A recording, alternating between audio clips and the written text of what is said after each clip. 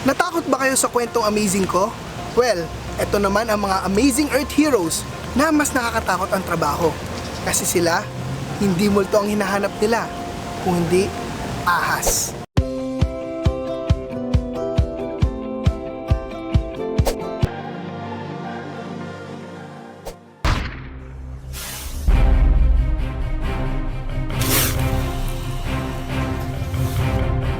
Ang master may estudyante.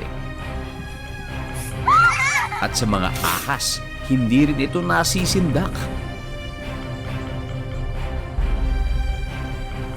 Narito na po ang ating bagong superhero na tutugis sa kanila at magtatapon sa dapat nilang kalagyan, si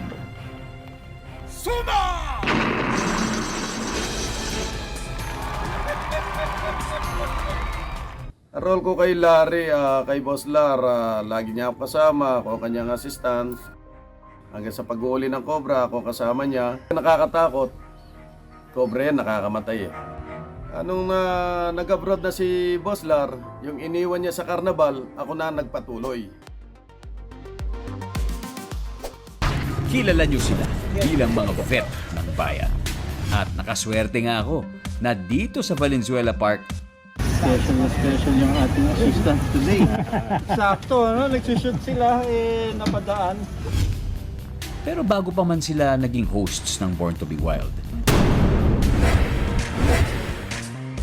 matagal nang nag-umpisa ang pagpapahalaga ni Doc Ferds Resio at Doc Nielsen Donato sa kalikasan.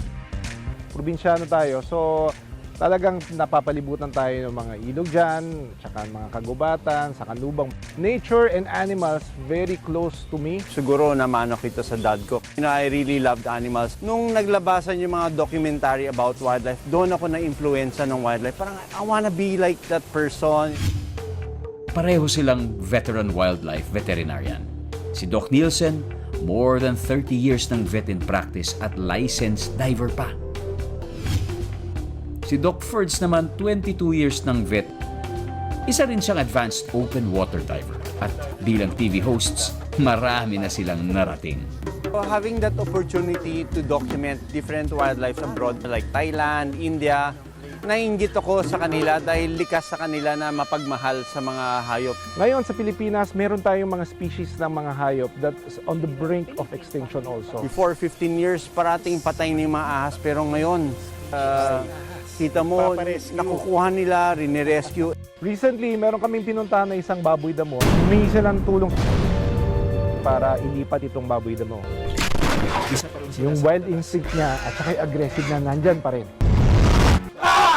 Isa to sa mga challenging na transfer na ginawa namin. 19 feet na saltwater crocodile na kailangan mong pasukin sa loob. Parang, pwede bang umatra? Ganon. Pero, but, you have to do your job. Kailangan din ng medical attention yung mga buhaya na yun.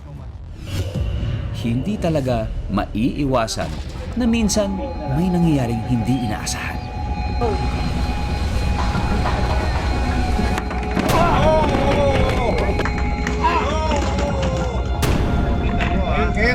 Ngayon lang ako sa buong buhay ko sa paghuhuli ng ahas, kasama ko pa si Doc Nielsen.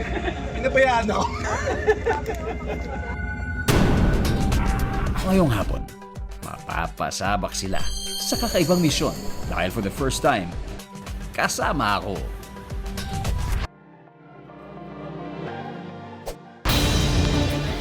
Cobra Prince ng Laguna to the rescue sa mga kababayan na nagagambala ng mga ahas.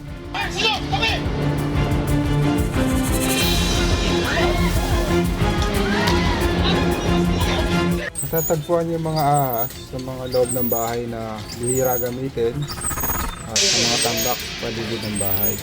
Sabi yung Philippine Cobra.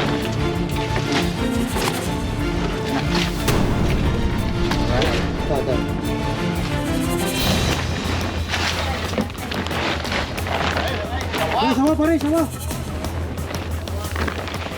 Siyempre, pamig kasama yun. Nado na rin. Sa 16 years niyang panghuhuli ng ahas, may ilang beses na malas. Noong 2015 po, nakagat na ako ng isang pit viper. So, agad naman na lagyan ng first aid. Wala po kaming sinisingil na halaga sa aming ginagawa. Kung magkano donation lang. Karaniwan na pinapasok ng ahas, kagaya lang namin na may hirap, mga magsasaka. So, nagbibigay pa rin sila ng mga panggulay, pangulam.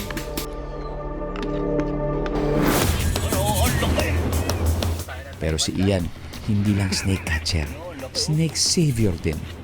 Yung mga non-venomous, nire-release namin. Yung mga venomous, mga turnover po namin sa DNR. Irespeto po natin yung mga ahas pag pupunta po tayo ng gubat. Dahil tayo po yung dumayo sa lugar ng mga ahas. Ang mga ahas ay parte ng kalikasan. May lugar sa mundo ang lahat ng nilalang. Kaya sa mga kapuso nating on the go, tutukan nyo ang live stream ng ating programa sa official accounts ng GMA Network, pati na rin sa YouTube at Facebook. At mag-comment din kayo sa ating mga kwentong amazing.